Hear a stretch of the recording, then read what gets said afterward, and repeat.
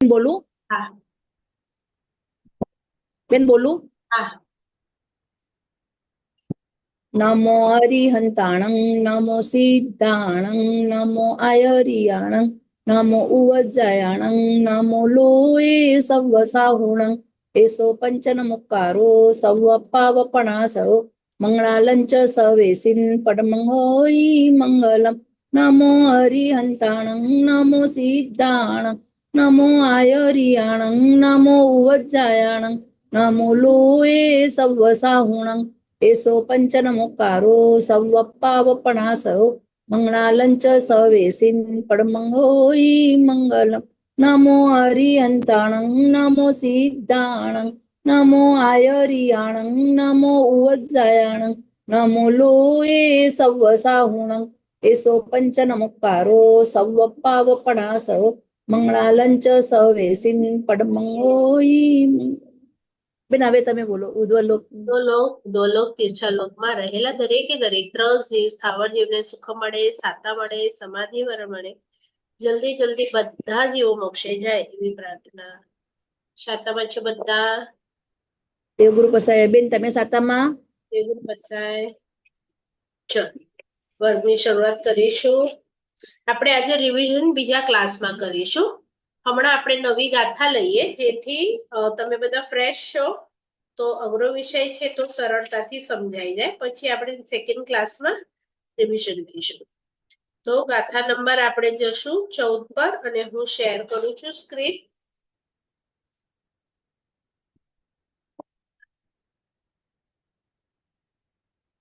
એનાથી પહેલા છે ને હું શેર કરું એનાથી પહેલા તમને સમજાવી દઉં એકચ્યુઅલી શું છે. તો જેવી રીતે આપણે આ ગાથામાં એવું જોઈશું કે એક વ્યક્તિ હોય એને આપણે જેમ એની ઉંમરથી જોઈએ. હવે તમે 4-5 જણા છો તો હું તમારા બધામાં કમ્પેરિઝન કરું કે કોણ લાંબુ છે, કોણ ટૂંકું છે, કોણ ધોળું છે, કોણ કાળું છે. તો એમ આ જે 6 પદાર્થ છે જે આપણે નામ ગયા વખતે જોયેલા કે જીવ તત્વ છે અને અજીવ તત્વના 5. તો એ બધા વચ્ચેનું કમ્પેરિઝન અહીંયા બતાવવામાં આવ્યું છે કે કોણ કેવું છે. પેલા એ હેડલાઇન બેઝિક સમજાય તમને. આમાં શું બતાવવામાં આવ્યું છે? બધાનું કમ્પેરિઝન, કોણ કેવું છે. હવે આપણે જેવી રીતે કીધું કે કોણ લાંબુ છે કે ટૂંકું છે, તો અહીંયા પહેલું કમ્પેરિઝન કર્યું છે પરિણામી, કે કોણ કેવું પરિણામી છે. પછી બધાની વ્યાખ્યા સમજાવું છું. પછી સેકન્ડ મૂક્યું કે તમે ટેબલ જોશો તો પણ દેખાશે અને ગાથા જોશો 14મી તો પણ દેખાશે કે જીવ કોણ. તો હવે તમને બધાને ખબર છે આ 6 માંથી જીવ કેટલામાં છે? માત્ર જીવાસ્તિકાયમાં. તો ત્યાં તમે એકડો લખો યા રાઈટ કરો કે આ 6 માંથી જીવ તો માત્ર એકમાં જ છે. પછી એના પાછળ પૂછે સમજો કે જળ કોણ છે, તો તમારો જવાબ શું આવે? જીવમાં તમારે કઈ નહીં લખવાનું, ક્રોસ કરવાનું અને બીજા 5 છે એ જળ છે. તો જીવ અને જળ સમજાયું બધાને? તો આગળ જઈએ. જીવ અને જળ બધાને સમજાયું? કે કાળ છે તો કાળ જીવ કે જળ?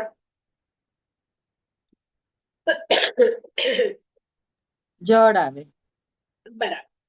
તો એવી રીતે હવે આપણે બધા જોઈએ એક પછી એક. ચલો એના પછી એક હજી ઈઝી છે નીચે. કરતા. કરતા એટલે કરનાર. તો આ 6 માંથી કોઈ એવી વસ્તુ છે જે કઈ કરે છે? તો બીજી બધી વસ્તુ હમણાં કઈ કરતી નથી. ધર્માસ્તિકાને એવું મન ના થાય કે ચલો હું આને ચલાવું. એવું કરતા ભાવ નથી. એ બાય ડિફોલ્ટ થાય છે. પણ જીવમાં એવું છે કે હું આ કરું, હું આ કરું. એટલે કરતા ભાવ કોનામાં છે? તો જીવ. એવી રીતે આપણે એક એક વસ્તુના ડેફિનેશન્સ પણ જોઈએ અને એના અર્થ પણ સમજીએ. તો હવે પરિણામ છે જે પહેલું, એમાં શું કે છે? એક ક્રિયાથી અન્ય ક્રિયા અથવા તો અવસ્થામાંથી જવાય. તો હવે જીવમાં આવા પરિણામો છે, એકમાંથી બીજામાં જઈ શકે. જો તમારી બુકમાં કદાચ નહીં હશે, પણ જેને થોડું હજી ડિટેલમાં જાણવું હોય તો એની માટે હું 10 શબ્દ લખાવું છું કે આ 10 નામ જે છે એના કારણે જીવ પરિણામમાં છે. બાકી તો તમે જીવ પરિણામી છે એક લાઈનમાં કે હા પરિણામ થાય છે, તો કઈ કઈ રીતે પરિણામ થાય છે એ આપણે જોઈએ. દાખલા તરીકે હું જીવ છું, તો આ ભાવમાં મને મનુષ્ય ગતિ મળી છે, તો નેક્સ્ટમાં કઈ કઈ ગતિ મળી શકે મને? દેવ, નારકી, બરાબર. પછી ઇન્દ્રિય આ વખતે 5 મળી છે, તો નેક્સ્ટ ટાઈમ કદાચ ઓછી વધુ મળી શકે કે નહીં. તો આ 10 નામ છે જે જીવ પરિણામી છે એ ખબર પડે. પહેલું છે ગતિ, બીજું છે ઇન્દ્રિય, ત્રીજું છે કષાય, ચોથું છે લેશ્યા, પાંચમું છે યોગ,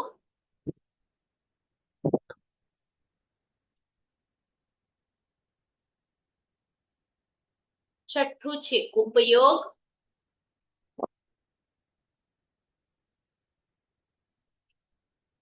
સાતમું છે જ્ઞાન,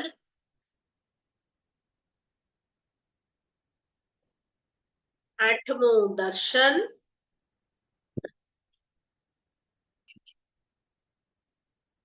નવમું ચારિત્ર, 10મું વેદ. તો આ બધી વસ્તુઓમાં કન્ટિન્યુઅસ દરેક સેકન્ડે ચેન્જ થાય છે આપણી અંદર. હમણાં મારું મતિ જ્ઞાન હોય, એક સેકન્ડમાં મારું શુદ્ધ જ્ઞાન ઉપર જાય, અથવા તો આ દર્શન છે, આ ચારિત્ર છે, હમણાં હું સ્ત્રી વેદમાં છું, પછી નપુંસક વેદમાં હોવી શકું. તો એમ આ બધી વસ્તુઓથી ખબર પડે છે કે જીવની અંદર પરિણામ છે. અને એવી જ રીતે ચેન્જીસ અજીવમાં પણ છે, પૂતગલમાં પણ છે. પણ કયા પૂતગલમાં? ખાલી એક પૂતગલ આસ્તિકાય, બાકી ધર્માસ્તિકાય, અધર્માસ્તિકાય, આકાશાસ્તિકાય એમાં કોઈ પરિણામી નથી, ચેન્જ નથી, એનું એ જ છે. તો જોઈએ તમને તો એના પણ 10 લખાડું છું, પૂતગલ પરિણામી. કમ્પલસરી નથી, જેને લખવું હોય તો લખજો.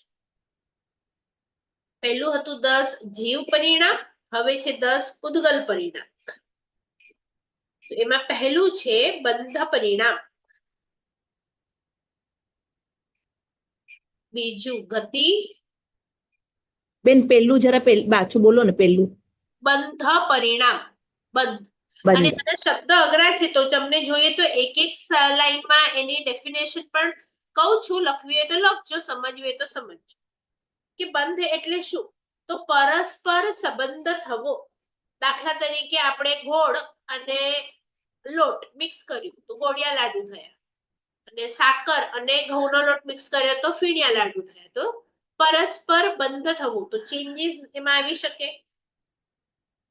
પછી ગતિ, તો આજે અહીંયા છે કોઈક પૂતગલ, કાલે ગતિ કરીને પીછે ક્યાંક પણ જઈ શકે. ગતિ પર સ્થાનાંતર, એનું સ્થળ બદલાઈ જાય. 14 રાજલોકમાં એ પૂતગલનું પણ આપણું જેમ જીવનું બદલાય છે એમ પૂતગલનું પણ બદલાય છે. દાખલા તરીકે જ્યાં હમણાં જમીન છે, તો પ્રલય આવે તો ત્યાં પાણી આવી જાય, પાણી હોય ત્યાં જમીન આવી જાય, એવું થઈ શકે. ત્રીજું છે સંસ્થાન, એટલે બંધ પરિણામમાં જો ડેફિનેશન લખવી હોય ને તો કેવી રીતે છે? પરસ્પર સંબંધ થવો તે, પરસ્પર સંબંધ થવો તે. અને એમાં પણ તમને હજી ડિટેલ લખવું હોય તો કેટલા પ્રકારે થાય? તો અહીંયા લખી છે 2 પ્રકારે થાય. એ બધું આગળ આવશે, પણ હમણાં તમને જનરલ નોલેજ માટે લખવું હોય તો 2 પ્રકારે થાય. ગતિ પરિણામનું ડેફિનેશન આવશે સ્થાનાંતર થવું તે, અને એ પણ 2 પ્રકારે. ત્રીજું છે સંસ્થાન પરિણામ, એમાં છે આકારમાં ગોઠવાવું તે, આકારમાં ગોઠવાવું તે. એમાં 5 પ્રકાર આવશે. એટલે કાં તો ખબર છે વસ્તુઓ સ્ક્વેર હોય, કાં તો ગોળ હોય, કાં તો ત્રિકોણ હોય, તો આપણે આવા રીતે સંસ્થાનમાં ગોઠવાઈ જઈએ, આકારમાં ગોઠવાઈ. પછી છે ભેદ, તો લખ્યું સ્કંદ થી છૂટા પડવું તે. સ્કંધથી છૂટા પડવું તે. હવે સ્કંદ આપણે જોયેલું, એક આખી વસ્તુ હોય, એક પેપર છે આખું, એમાંથી હું એક ટુકડો ફાડી નાખું, તો આ એક પૂતગલ હતું, એનું મેં ચેન્જ કર્યું, પરિણામ ચેન્જ આવી ગયું. પેલા આટલું મોટું હતું, હવે હાફ થઈ ગયું. તો એમાંથી મેં સ્કંદમાંથી શું કર્યું, એક નાનો ટુકડો કાઢી નાખ્યો, છૂટું પાડી નાખ્યું એને. પછી છે વર્ણ, ગંધ, રસ, સ્પર્શ, અલગ અલગ નંબર 5, 6, 7, 8. વર્ણ, ગંધ, રસ, સ્પર્શ. એટલે ઘડી ઘડી વર્ણ બદલાઈ જાય, ગંધ બદલાઈ જાય, રસ બદલાઈ જાય, સ્પર્શ બદલાઈ જાય.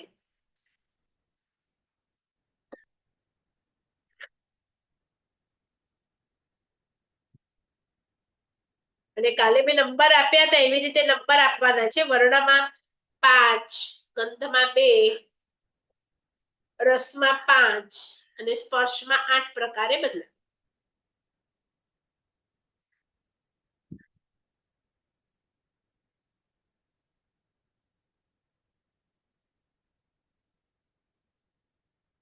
નવમો નંબર અગુરુ લઘુ.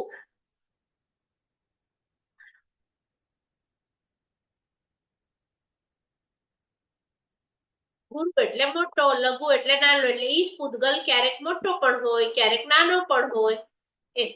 અને એમાં 4 આવશે પ્રકાર.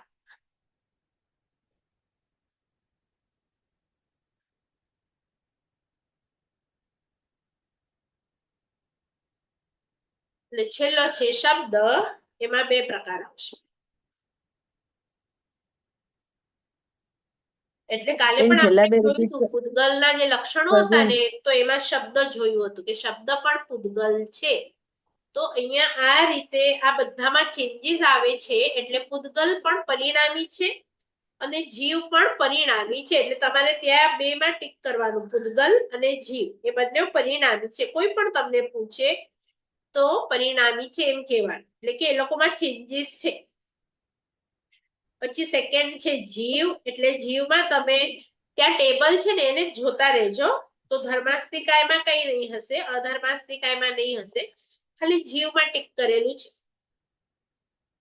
પછી ત્રીજું છે મૂર્ત રૂપી. તો મૂર્ત રૂપી એટલે શું, તો એને આપણે જોઈએ કે દેખાય. મૂર્ત એટલે દેખાય. તો 6 માંથી કઈ વસ્તુ તમને દેખાય છે, માત્ર પૂતગલો. જીવ નથી દેખાતું, ધર્માસ્તિકાય નથી દેખાતું, બરાબર. એટલે મૂર્ત રૂપીમાં કોણ આવશે ટીકમાં, ખાલી પૂતગલ, બરાબર. ચલો હવે નવો શબ્દ છે સપ્રદેશી. તો એની પહેલા આપણે ડેફિનેશન જોઈએ, શું છે એને શું કહેવાય. તો કે છે સપ્રદેશી એટલે પ્રદેશોનો સમૂહ. આપણે કોઈ પણ એક બોલ હોય, તો નાના નાના નાના નાના પ્લાસ્ટિકના શું કહેવાય, નાના નાના બોલ્સ હોય, એનાથી મોટો બોલ બને. નાના નાના કપડાના તાતણાથી એક કપડું બન્યું. તો એવી રીતે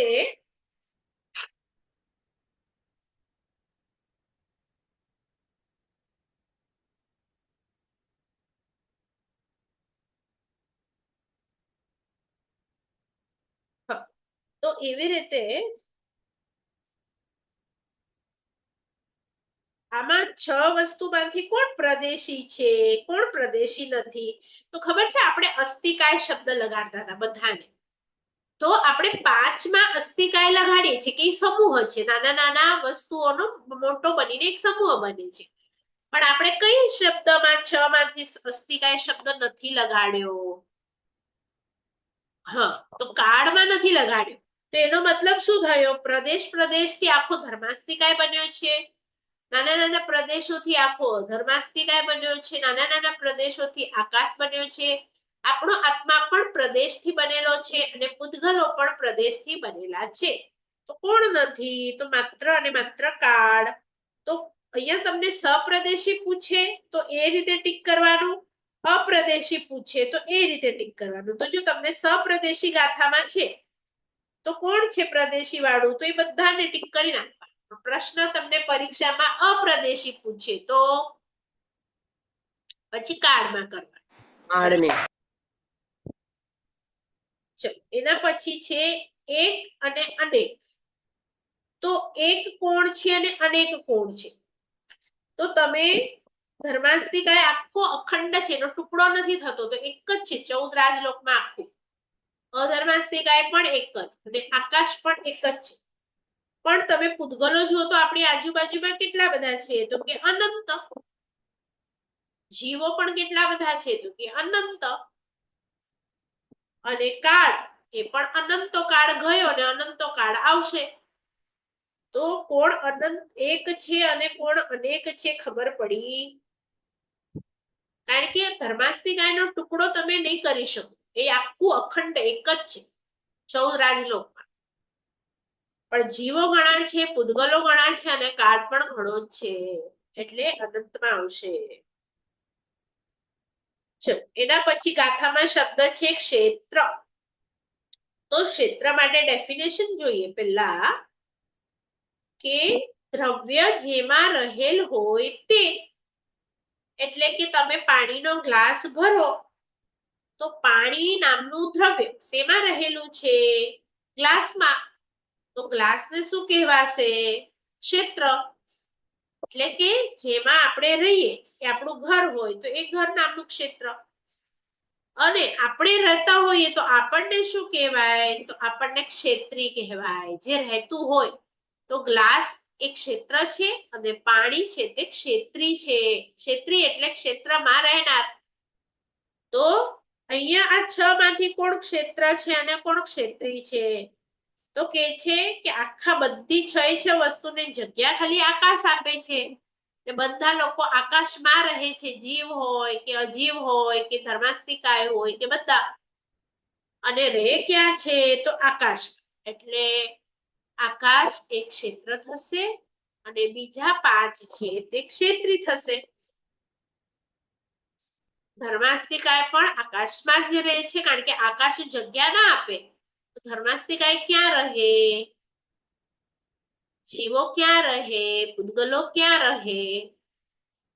બરાબર. તો ક્ષેત્ર એટલે જે જગ્યા આપે તે. કોણ જગ્યા આપે છે આ 6 માંથી? સમય, કાળ પણ આ જ ક્ષેત્રમાં રહે છે. બરાબર. આકાશની અંદર જ છે કાળ પણ. એટલે બધા પ્રદેશો 6 માંથી એક ક્ષેત્ર અને 5 ક્ષેત્રી. આ કોને ન સમજાયું? રિપીટ કરું. ચંદ્રિકાબેન ના પાડો છો એટલે સમજાયું કે નથી સમજાયું? સમજાયું બેન, રિપીટ નહીં કરો એમ કે. હા, બરાબર. ચલો, એના આગળનું જશું. પછી છે ક્રિયા. એટલે ક્રિયા છે ને, એટલે ક્રિયાવંત શબ્દ લેવાનો છે. ક્રિયાવંત એટલે કે સક્રિય શબ્દ લેવાનો છે. એક હોય નિષ્ક્રિય, એક હોય સક્રિય. તો આ શબ્દ છે ને એ કોણ ક્રિયાવંત છે આટલામાંથી? એટલે કે સક્રિય. બંને શબ્દ લઈ શકો. કોણ ક્રિયા કરે છે સક્રિય રીતે? તો આપણે એનું ટેબલમાં જોઈએ તો પૂતગલ પણ ક્રિયા કરે છે. હમણાં આપણી સામે બોલને તમે ઉપરથી ફેંકો તો નીચે પડે. અને જીવ પણ સક્રિય છે, પણ બીજા બધા હમણાં આપણને સક્રિય દેખાય છે. તો આમાંથી 6 માંથી 2 સક્રિય વસ્તુઓ છે. એટલે ક્યાં એકડો અથવા તો ટીક કરશો ખ્યાલ આવે છે? 6 માંથી. ચલો, એના પછીનું છે નીચેની લાઈનમાં નિત્ય. તો આમાંથી કોણ નિત્ય રહેવાનું છે? તમે ક્યારે પણ આવશો તો તમને કોણ મળશે?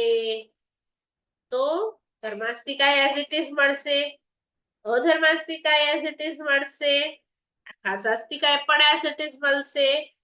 પણ પૂતગલ છે એ ચેન્જ થઈ જશે. કારણ કે આજે જે સોનામાંથી બંગડી છે, કાલે વીંટી થઈ જાય, વીંટીમાંથી ચેન થઈ જાય. અને જીવ પણ આજે કર્મવાળો છે, દેવમાં છે, નારકીમાં જઈ શકે. અથવા કર્મ બિલકુલ તોડી દે તો હમણાં સંસારી જીવ છે તે સિદ્ધ જીવ થઈ શકે. એટલે જીવમાં અને પૂતગલમાં એ અનિત્યતા આવશે. એટલે બીજા બધા છે ને એ નિત્ય મળશે જ તમને. બરાબર. કઈ અપેક્ષાએ લીધું? કે હમણાં આપણી અંદર ચેન્જ છે, ગતિ આપણે બદલી દે છે. પણ બીજા લોકો તો એઝ ઇટ ઇઝ છે. તમે કોઈ પણ અવસર પેઢી ઉત્સવ પેઢીમાં આવો તો આ વસ્તુઓ રહેવાની જ છે એઝ ઇટ ઇઝ. ચલો એના પછી કારણ ને કર્તા. તો કારણ અને કર્તા માટે શું કીધું? મેં કર્તા તો પહેલા જ કીધું કે આ બધામાં કર્તા કોણ છે? તો જીવ. જીવ એક જ કરે છે અને કરવાનું કારણ શું છે? આપણે જે ગતિ કરીએ છીએ કોના કારણે? તો ધર્માસ્તિકાયના કારણે. આપણે સ્થિર રહીએ છીએ તો કોના કારણે? તો કે અધર્માસ્તિકાયના કારણે. આપણને જગ્યા મળી છે તો કોના કારણે? કારણ શું? તો આકાશ. આકાશ અસ્તિકાયના કારણે. તો આ બધા કારણો છે અને કર્તા કોણ છે આ બધા કારણોનો? તો જીવ. જીવ એ કારણ નથી, કરનાર છે અને બીજા બધા છે તે કારણ છે. અઘરા લાગે તોય કઈ વાંધો નહીં શબ્દો, ખાલી આપણે ગાથાને જોઈએ છે અને એ આપણને સમજાવે છે કે આ 6 વસ્તુઓ જે અમે તમને કીધી છે એમાં આ લોકો આવી આવી રીતે અલગ અલગ આવી શકે. એટલે બહુ આવડે ના આવડે એની ચિંતા નહીં કરતા. ચલો હવે ઈઝી છે. સર્વગત, સર્વવ્યાપી એટલે કે બધે ઠેકાણે કોણ રહેલું છે? તો સર્વગત છે કે દેશગત? બે શબ્દો છે. ત્યાં ગાથામાં નથી આપેલું, તમારી બુકમાં આપેલું હોય તો લઈ લેજો, ન હોય તો એટલે કે સર્વગત શબ્દ છે એટલે કે બધે ઠેકાણે અને એનો ઓપોઝિટ શબ્દ છે દેશગત. દેશ એટલે થોડાક ભાગમાં જ હોય, બધે ઠેકાણે ન હોય. તો એવી કઈ કઈ વસ્તુ છે?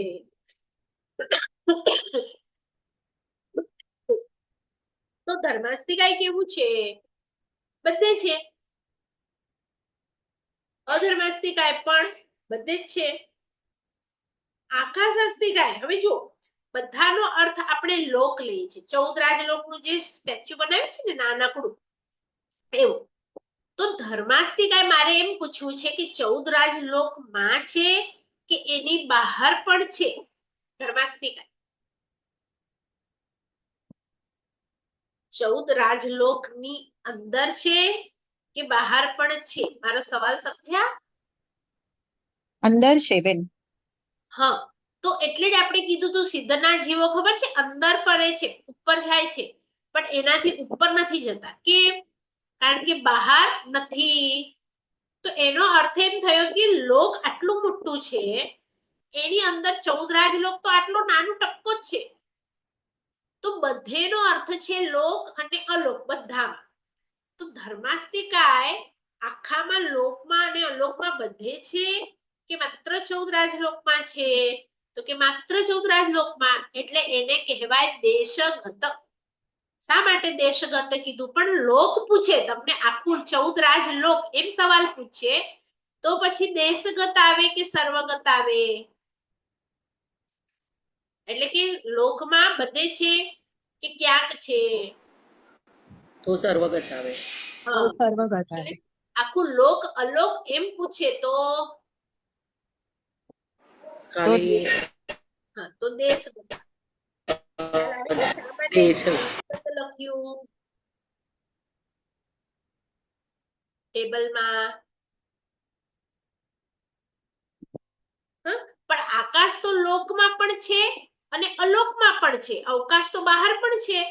એટલે માત્ર આકાશ અસ્તિકાય એવો છે કે તે સર્વવ્યાપી છે. એટલે લોકમાં પણ છે અને અલોકમાં પણ છે. અલોકમાં સમય નથી. કેમ નથી સમય? કારણ કે ત્યાં છે ને ધર્માસ્તિકાય નથી. એટલે આપણી ત્યાં જેમ સૂર્ય અને ચંદ્ર ફરે છે તો ખબર પડે રાત થયું, દિવસ થયું, 1 વર્ષ થયું, 5 વર્ષ થયા. પણ ત્યાં એવું કોઈ ધર્માસ્તિકાય અધર્માસ્તિકાય નથી. એટલે ખબર જ ના પડે તમને કે દિવસ છે કે રાત છે. જે છે તે છે. એટલે કાળ પછી ત્યાં કામ નથી કરતું. ત્યાં માટે જીવો પણ નથી, માટે પૂતગલો પણ નથી. લોકની બહાર, 14 રાજલોકની બહારની વાત. બરાબર? અને હજી મનુષ્ય ખાલી પૂછે. સામેથી કહ્યું ને એ રિપીટ કરો ને, કારણ કે વચ્ચે કનેક્શન ગયું હતું. અચ્છા, આખું આખું ગયું તું? ના, ના, આખું હમણાં નહીં. છેલ્લું જે ચાલુ કર્યું છે. અચ્છા, ભલે. એક સેકન્ડ ચેન્જ કરું પેન.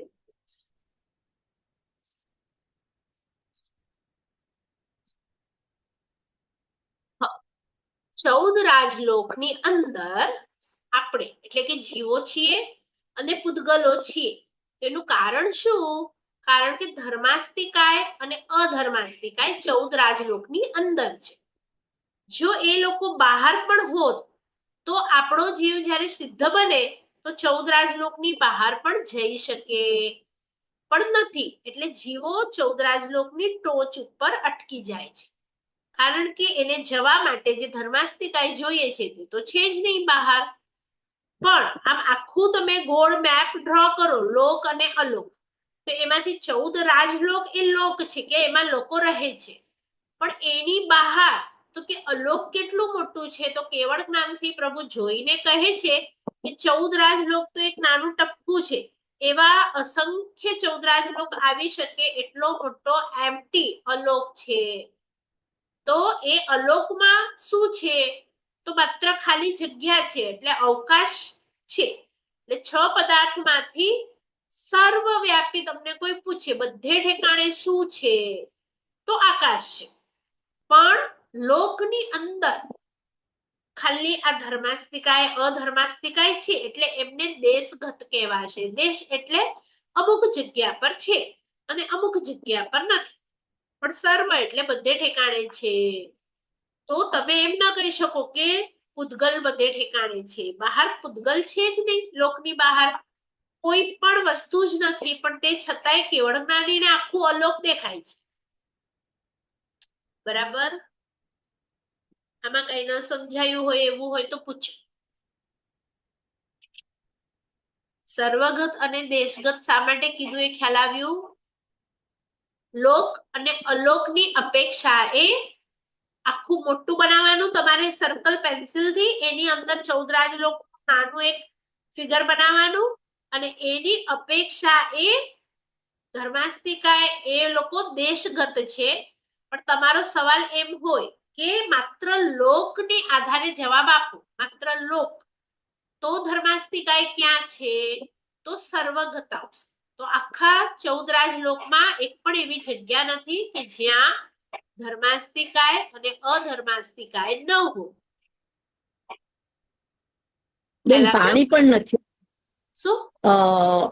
14 રાજલોકની બારે હા, પાણી પણ ખાલી આકાશ જ છે, પાણી પણ નથી.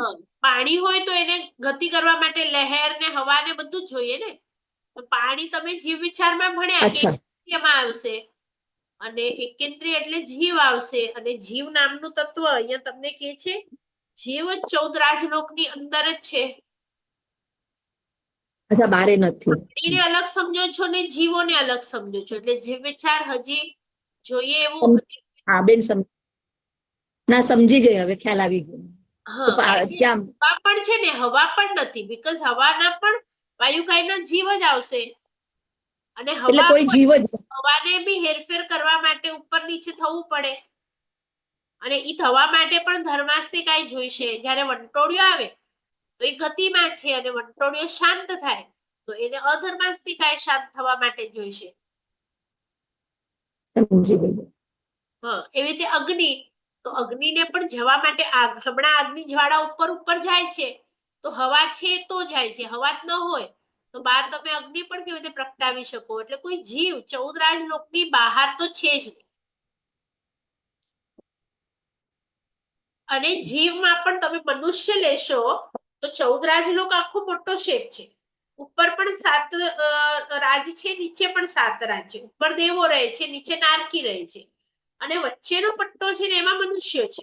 તો વચ્ચેના પટ્ટોમાં શું છે? ઘણા બધા દ્વીપ અને સમુદ્ર છે. દ્વીપ એટલે શું?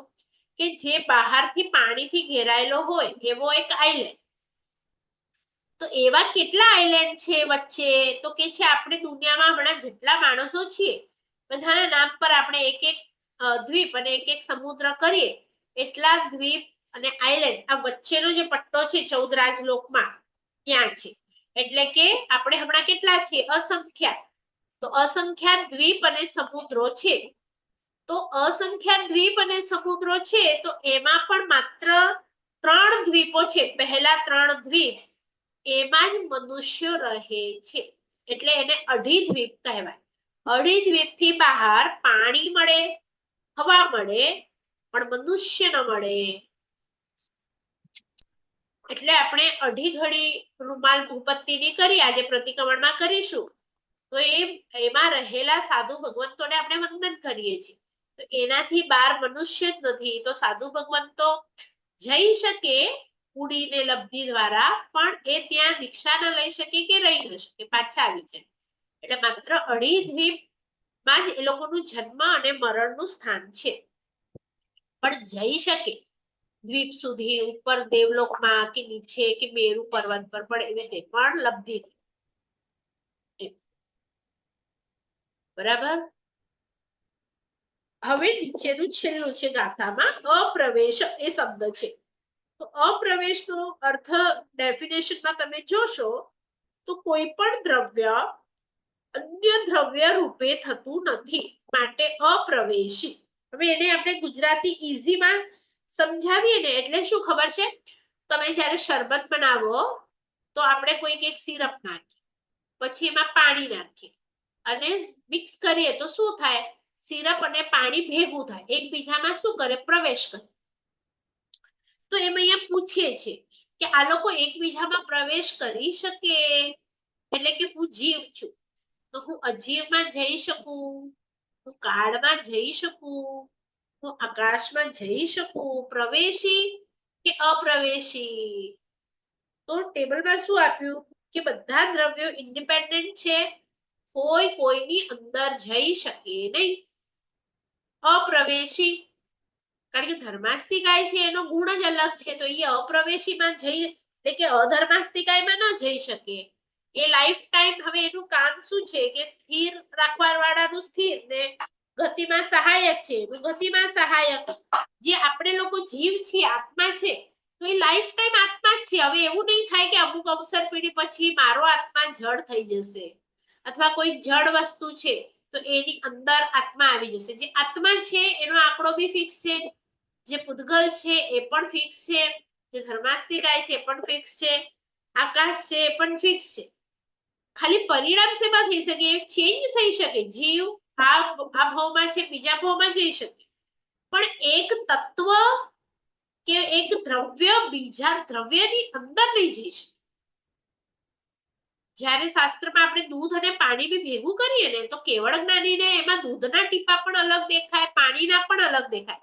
આપણે મિક્સ કર્યું છે, પણ તે છતાં એ લોકો એકબીજાની અંદર પ્રવેશ નથી કરતા. દાખલા તરીકે તમે દૂધમાં પાણી નાખો એક બાઉલ અને ઉકાળવા મૂકો ને, તો સૌથી પહેલા છે ને પાણી ઉકળશે, દૂધ પછીથી ઉકળશે. કારણ કે બંનેની શું કહેવાય, એ ગુણધર્મ અલગ છે. એક જાડું છે, એક પતલું છે. તો પતલું છે એ પહેલા એવાપોરેટ થશે, બરાબર. તો એનો મતલબ શું થયો કે બંને મિક્સ થઈ ગયા હોત તો પછી સાથે ઉડવું જોઈએ, તો પણ પાણી પહેલા ઉડશે ને પછી છેલ્લે તમારો દૂધ ઘટ રહેશે, એનો તમારો માવો બનશે. તો એનો મતલબ શું થયો, દૂધને પણ ત્યારે સાથે જવું જોઈએ. દૂધ ગયું કે ખાલી પાણી ગયું? એટલે સાયન્સ ને બરાબર સમજો કે શું કહેવા માંગે છે. એ લોકો મિક્સ થાય છે, તે છતાં પણ બંનેની પ્રોપર્ટી અલગ અલગ જ હોય છે. એટલે એવી રીતે અહીંયા આપણે ભલે એકબીજાથી ભાવ ચેન્જ થાય, પણ આપણે એકબીજામાં પ્રવેશ નથી કરી શકતા. મનુષ્ય આત્મામાં અલગ અલગ શેપ હોય એમાં પ્રવેશ કરી શકે, પણ એ જળમાં ના જઈ શકે. એટલે એ લોકો અપ્રવેશી આવશે. એટલે હવે હું ટેબલ શેર કરીશ, આપણું કદાચ મીટિંગ 1-2 મિનિટમાં પૂરી થશે. તો આ ટેબલ કોઈને ન સમજાયું હોય તો બોલો, તો એ શબ્દ એક વખત એનું રિપીટ કરું, એનું ડેફિનેશન કે કઈ. ટેબલ સમજાયું, ગાથા સમજાઈ? કે અહીંયા આપણને થોડું ડિટેલ બતાડે છે આ 6 દ્રવ્ય માટે કે આ લોકો કેવા કેવા છે. અને કાલનું સમય તમે લોકોએ આરો વાંચ્યો કે એમાં સમયમાં તમને કોઈ શબ્દ પૂછવો છે?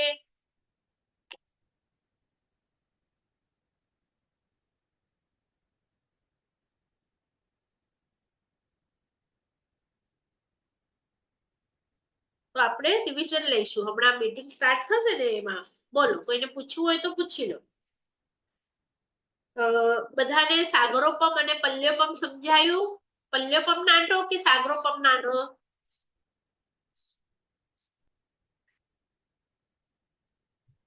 પલ્યોપમ નાનો. પલ્યોપમ પલ્ય એટલે કૂ અને સાગર એનાથી મોટો હોય.